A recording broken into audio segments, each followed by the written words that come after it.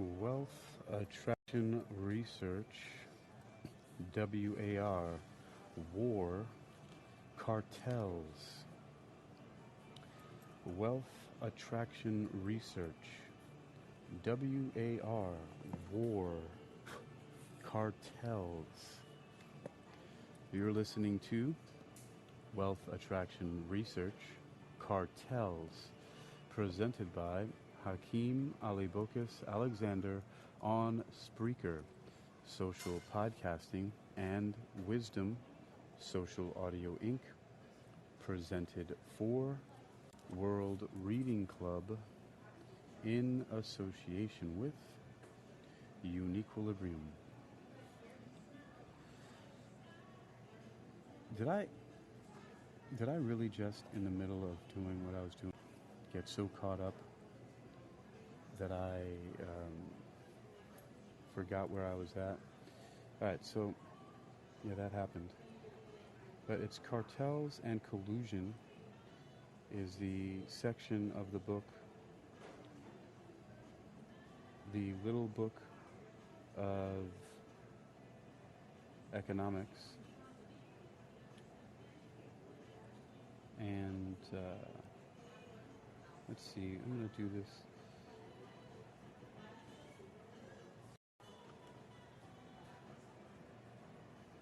Thusly. So again,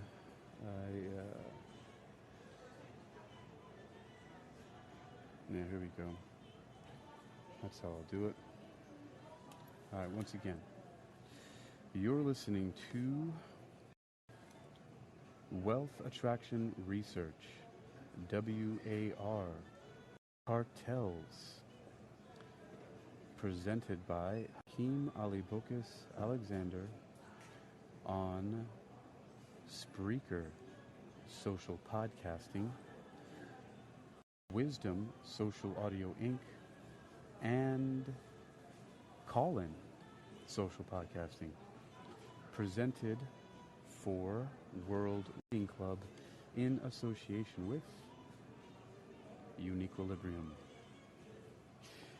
This edition's reading focus comes both to us from the Little Book of Economics in the section called Meetings of Merchants End in Conspiracies to Raise Prices, Cartels and Collusions. That's the first part of this. And the second part comes from How Money Works.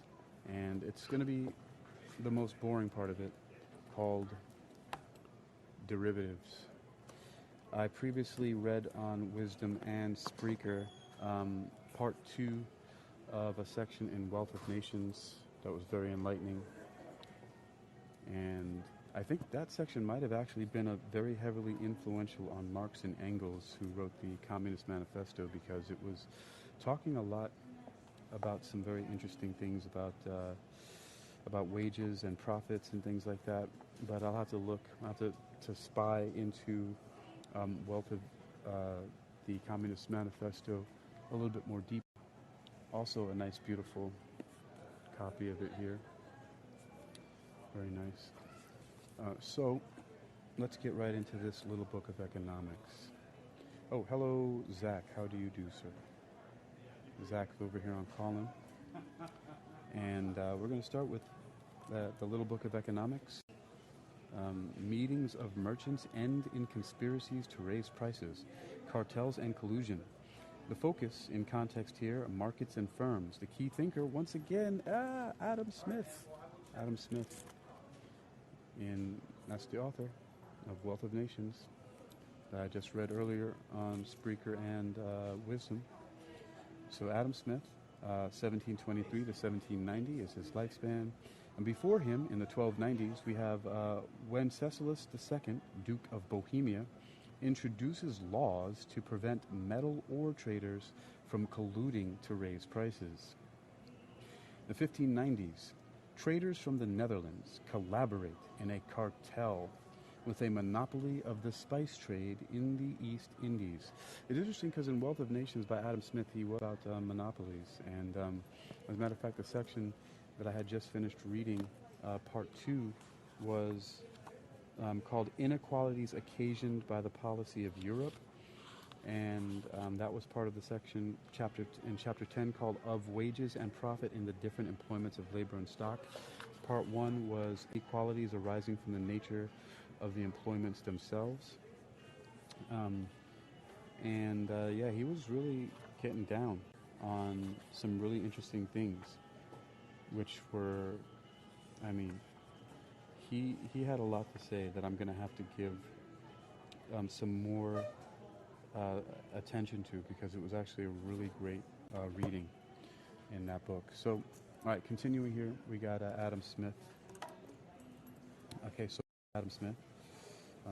We have in 1838, French economist Augustin Cournot describes competition in oligopolies. 1890, the first antitrust law is passed in the U.S. And in 1964, U.S. economist George Stigler publishes A Theory of Oligopoly, examining the problems of maintaining successful cartels. All right. Competition is key to the efficient working of free markets. The presence of several producers in a market drives production and keeps prices down as each competes to attract customers. Makes sense? If there is only a single supplier, a monopoly, it chooses to restrict its output and charge higher prices. Between these two extremes sits the oligopoly, where a few suppliers, sometimes only 2 or 3, dominate the market for a particular product. Competition between producers in an oligopoly would clearly be in the interest of the consumer, but there is an alternative for the producers that may be more beneficial to their profit levels: cooperation. If they choose this route and can agree not to undercut one another, they can act collectively like a monopoly and dictate the terms of the market to their own benefit. Yeah. Forming cartels. This sort of cooperation between firms is known by economists as collusion. Yeah, let's collude, people.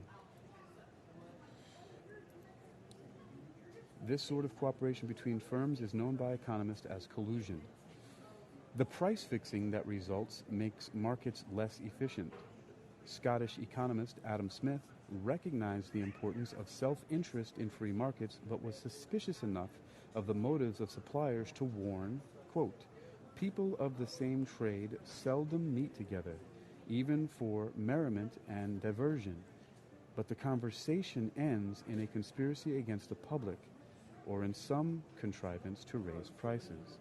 That's exactly what I was reading in section today.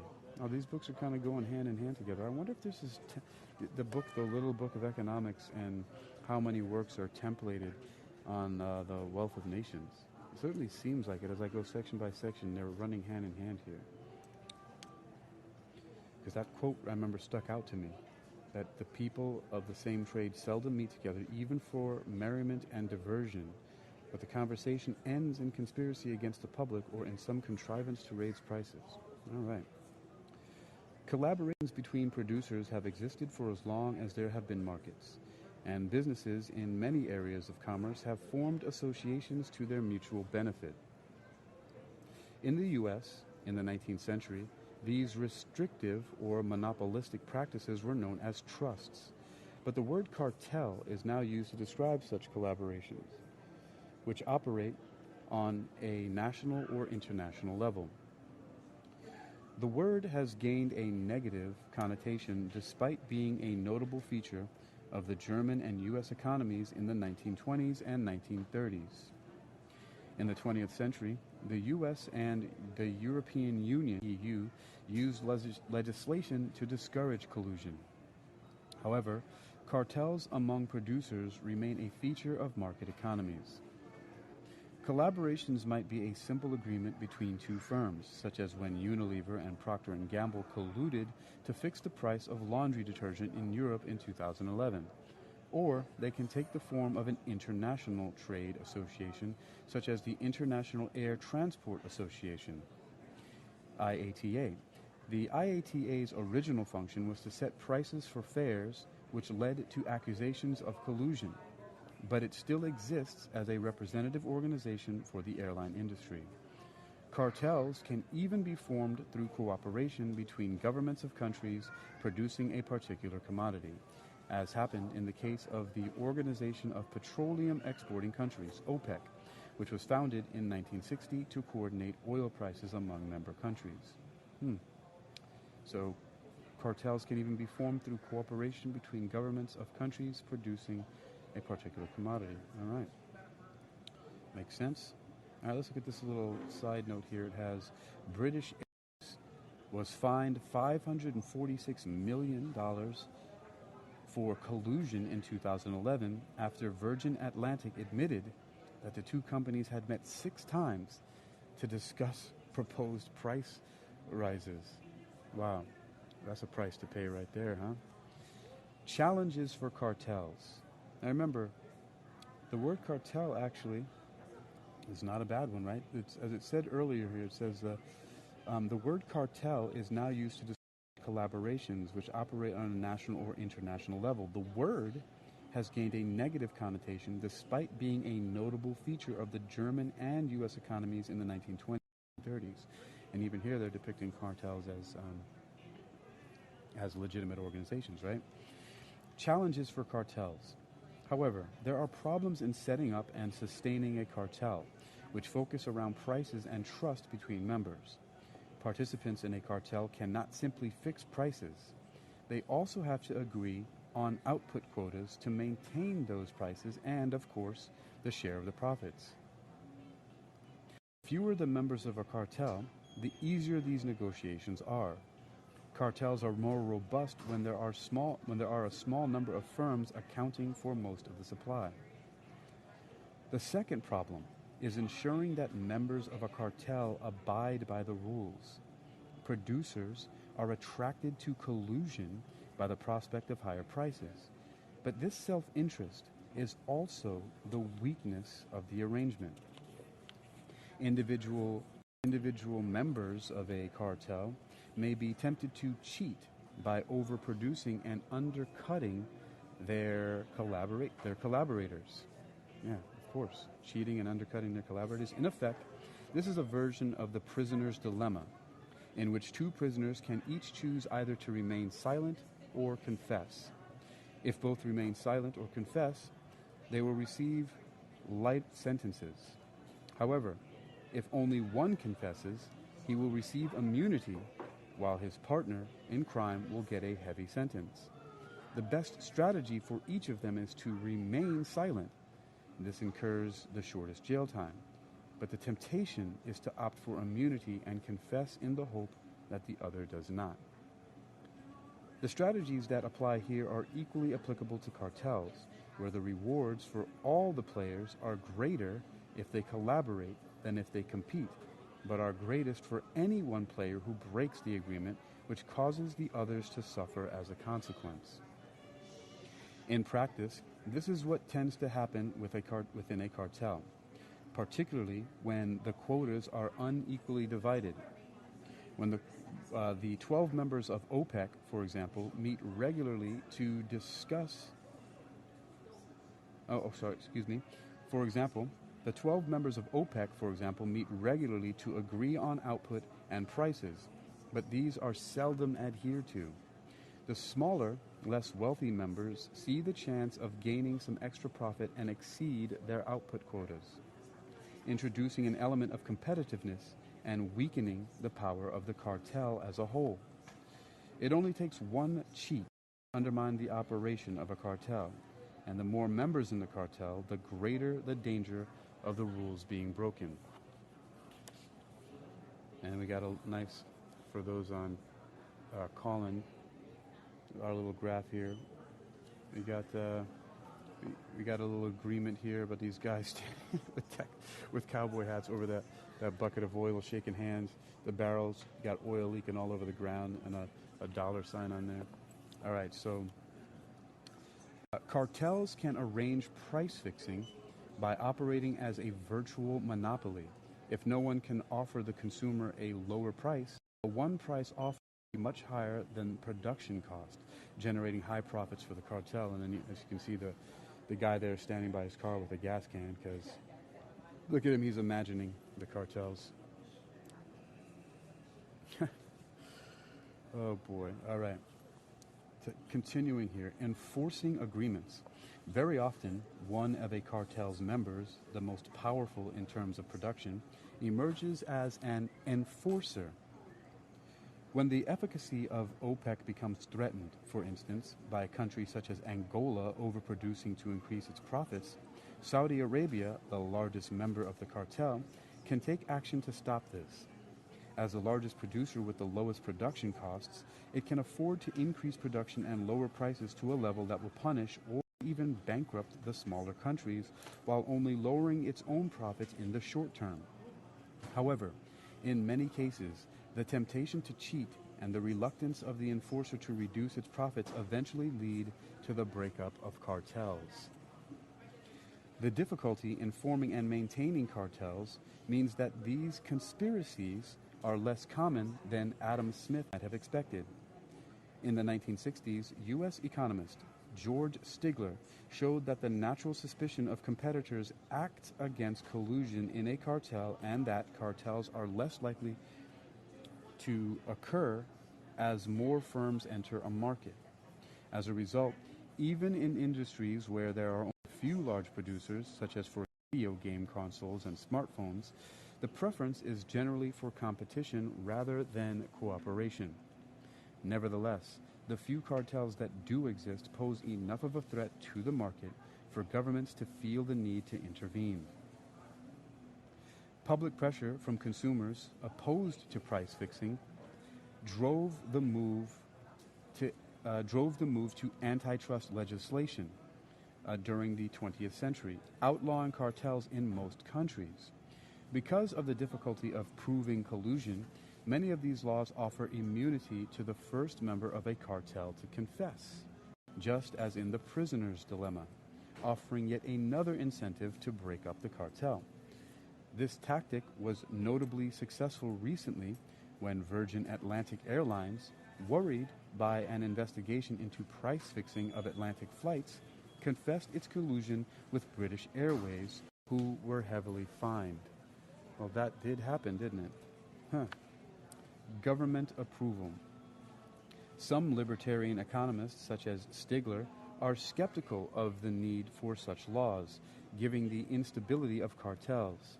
Governments are often ambiguous about cartels, seeing some forms of cooperation as potentially desirable. For example, while the IATA's price-setting policy was considered collusion, right? So the IATA, remember, it's the International Air Transport Association. So while the IATA's price-setting policy was considered collusion, OPEC has sometimes been seen in a more benign light as a trade bloc whose policies lead to stability. The same argument has been put forward in defense of public cartels in certain industries, such as oil or steel, in countries during times of depression. When regulated by governments, cooperation between producers can stabilize production and prices, protect the consumer and smaller producers, and make the industry as a whole more competitive internationally. Public cartels such as these were common in both Europe and the U.S. during the 1920s and 1930s, but mostly disappeared after World War II. National cartels are still a feature of the Japanese economy. And then we have a little focus here on antitrust laws, and it has a cute little, well, not really cute, a spider with some dude's head on it. Looks like the Monopoly guy's face, or some old dude on a spider web. Senate committee room, and there's flies all over it stuck in the web. All right. Antitrust laws. Cartels, like monopolies, are generally seen as harmful to the efficiency of free markets and a threat to overall economic well-being. Most governments have attempted to prevent this kind of collusion by legislation in the form of antitrust or competition laws. Oh, right, because a trust is also another word for the cartels, right? So they were called trusts and also cartels, right? So the first such intervention was in the U.S. in 1890, when the Sherman Act outlawed every contract or conspiracy that restrained interstate or foreign trade. This was followed by further antitrust laws, including the Clayton Act in 1914, which prohibited local price cutting to freeze out competition. Economists have tended to be skeptical about antitrust legislation, which is, in any case, often difficult to enforce. They point out that cooperation does not always lead to collusive practices, such as price fixing and bid rigging. And many believe that most trust-busting legislation has been motivated by political pressure rather than economic analysis.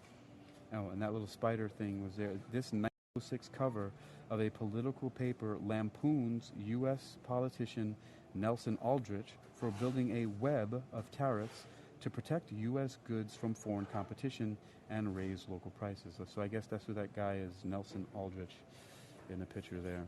All right, so that ends that section of the little book of economics. And I've got coming up here a very short 2-page reading that will be very quick from what I've left as the most boring part of this here. And it is from How Money Works. Once again, How Money Works. And this section is about derivatives. How wonderful. I may be coming back later to do some work on the BRICS Summit, but we'll see, because I want to make it to another location soon. A new bookstore that I was turned on to called Second and Charles. That looks very, very cool. So here we go. Derivatives. Derivatives, a type of financial instrument. The value of derivatives is based on the price of an underlying asset or index. They are commonly used by investors to spread risk and or to speculate. How it works. Investors may buy derivatives in order to produce the amount of volatility in their portfolios. Or to reduce, I said produce. Investors may buy derivatives in order to reduce the amount of volatility in their portfolios.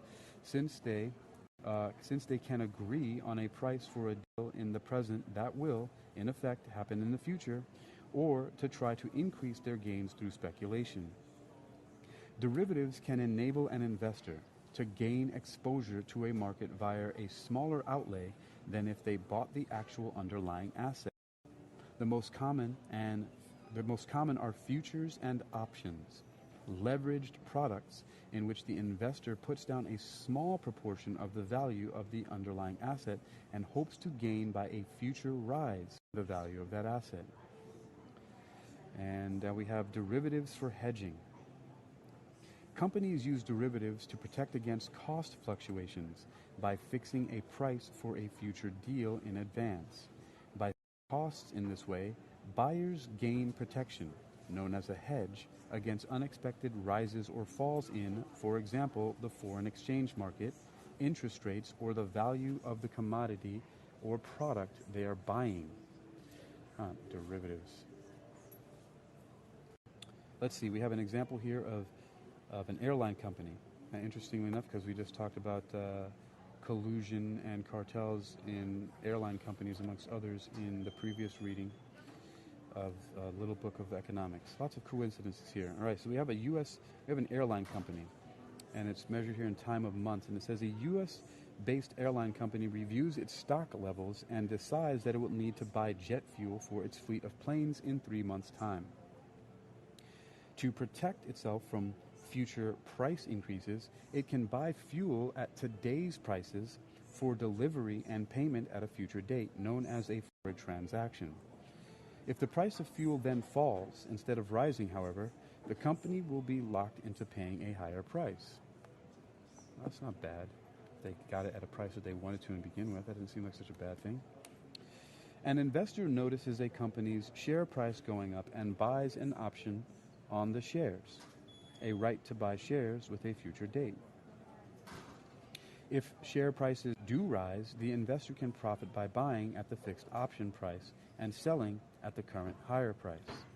If share prices fall, the investor can sell the option or let it lapse, losing a fraction of the value of the asset itself. All right, derivatives for speculation. Investors may buy or sell an asset in the hope of generating a profit from the asset's price fluctuations. Usually, this is done on a short-term basis in assets that are liquid or easily traded. Warning. There's a warning section here. It says, referred to as, just talking about this. Yes, Warren Buffett said it, although I don't have his name in here. Referred to as financial weapons of mass destruction. Derivatives can be volatile. Warren Buffett was the one that said that, as pointed out in Robert T. Kiyosaki's book, The Capitalist Manifesto. Referred to as financial weapons of mass destruction, derivatives can be volatile. Relying on debt leverage, they use complex mathematical models, and not all traders clearly understand the risks they are taking. They can suffer large and catastrophic losses as a result. $6.2 billion lost on derivative trading by J.P. Morgan Chase and Company, but they don't say when. Usually there's a year on this stuff here. Wow, $6.2 billion was lost on derivative trading by J.P. Morgan Chase and Company. But yeah, financial weapons of mass destruction. That's what they were called by Warren Buffett, because even after he said that, he still blessed through his company Moody's subprime mortgages as being prime or A+, and that's what in part led to the 2008 housing bubble collapse, supposedly. Well, that was it.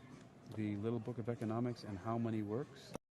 And you've been listening to Wealth Attraction Research, WAR, War, Cartels, presented by Hakeem Ali Bokus Alexander on Spreaker, and Call-In, Social Podcasting, and Wisdom, Social Audio Inc., presented for World Reading Club in association with UniquilibriuM.